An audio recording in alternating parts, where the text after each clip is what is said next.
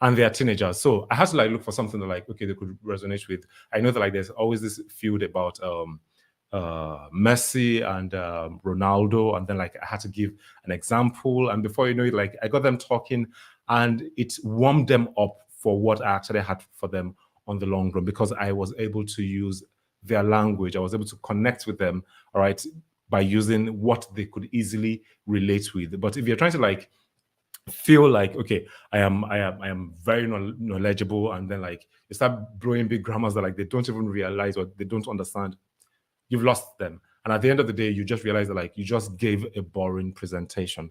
Use the language, use it to connect with them, use day-to-day activities that they can easily resonate with, and that's where you're going to capture their attention. All right, number 3 on the list is, it's all about your audience's need. Now, whenever you're talking, whenever you're trying to like give a presentation, realize this fact, right? Let this fact humble you. Whatever you're going to do while giving a presentation is not about you. Nah, it is not about you. It is about the people you're trying to serve, their own need. It's basically like you are a copywriter who is speaking in front of an audience. If you understand what copywriting is about, you would know that like it is not, the product is not about you, it's about the audience. How can that product serve the audience? So also when you're giving a presentation, when you're trying to like prepare for a presentation, realize that like it is not about you. It's not about the degrees you've had. It's not about how knowledgeable you are. It's about how it can actually serve their need. So whenever you're talking, make sure that like it is centered around them, using day-to-day activities that they could easily resonate with, and bringing it back to them. It is all about them. You have to realize this. If you bring it back to yourself, you've lost them, because at some point they would probably feel that like, yeah, at the beginning they would probably like feel that like, hey, this guy is good. Well, wow, like he has this CV and all that. But the more you talk about yourself, the more they would actually feel that like, nah, we are not connecting with this person. We don't feel this person, and the cutoff. So your audience's need, it is all about your audience. Whatever you're doing when giving a presentation, it is about the audience. All right. Number 4 on the list is concentrate on the core message. All right. Now, don't dilly-dally, don't beat about the bush. Know what the core points are and hit the nail on the head. It is very, very important. And that is why it's always great for you to have what points, right, that you want to like give or you want to talk about. Make sure that like you deliver the message. You don't just go on a long journey trying to like give a story that is not really necessary, right? That people cannot was the one I'll connect with.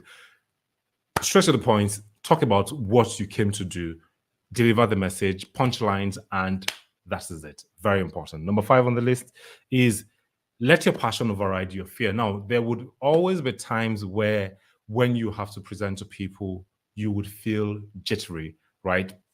It happens to the best of us.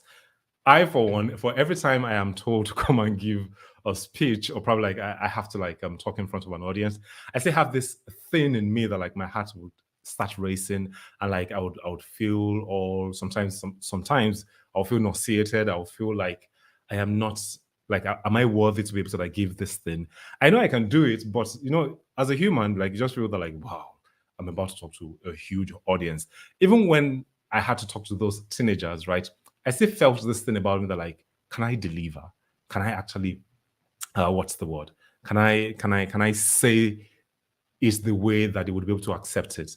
Now, this is where you would be able to do or let me give you guys a trick that you can actually use to be able to like deliver better, and you would be able to suppress your fear. Now, it is what I call, what is your passion, right?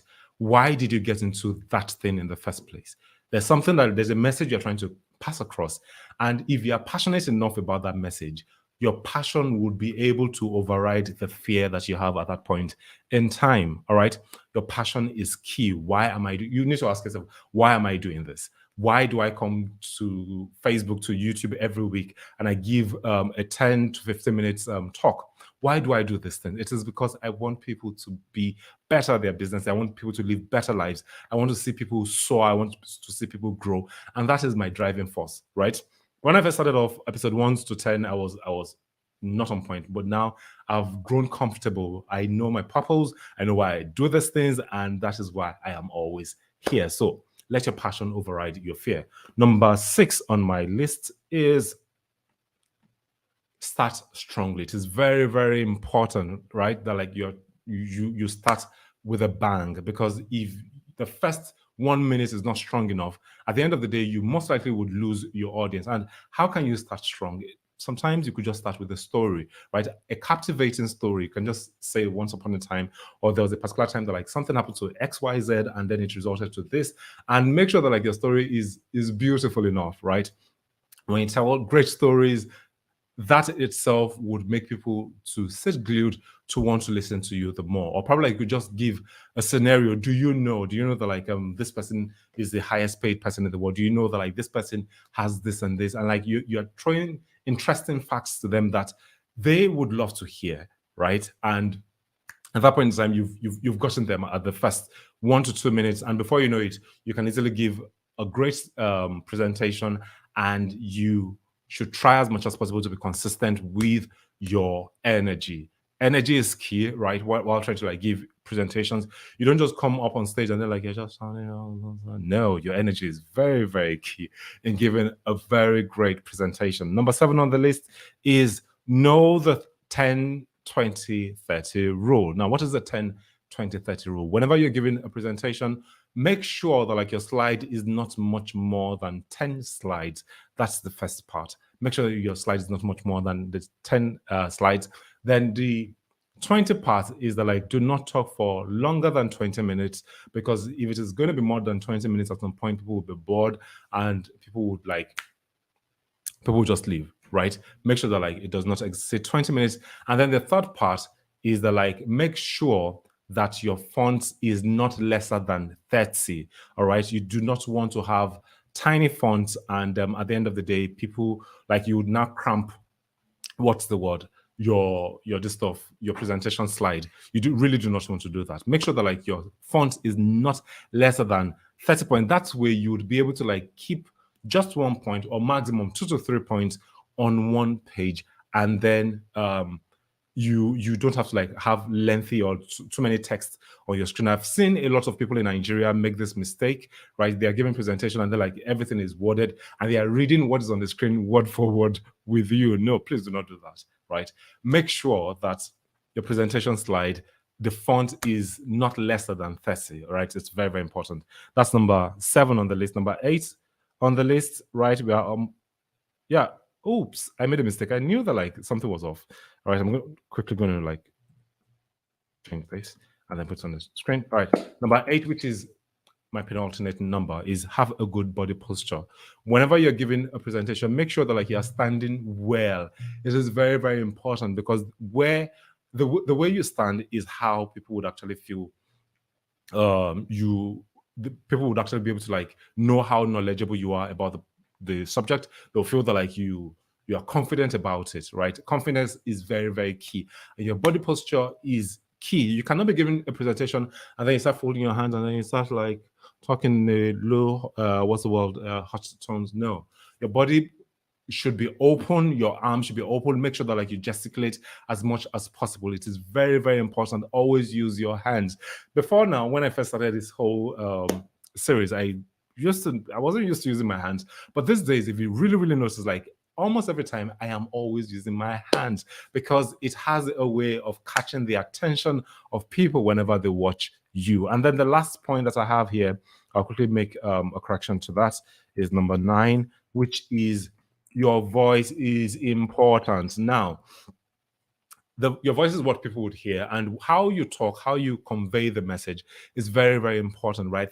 You should learn to make your voice go high when it needs to go high, make it come low when it needs to come low, make it baritone when it has to be baritone, and the likes. Like especially when you're giving a story or when you're telling a story, right? Make sure that like your voice resonates with what you're trying to say. If your voice is bland, it is like a meal without salt in it, right? It will be tasteless.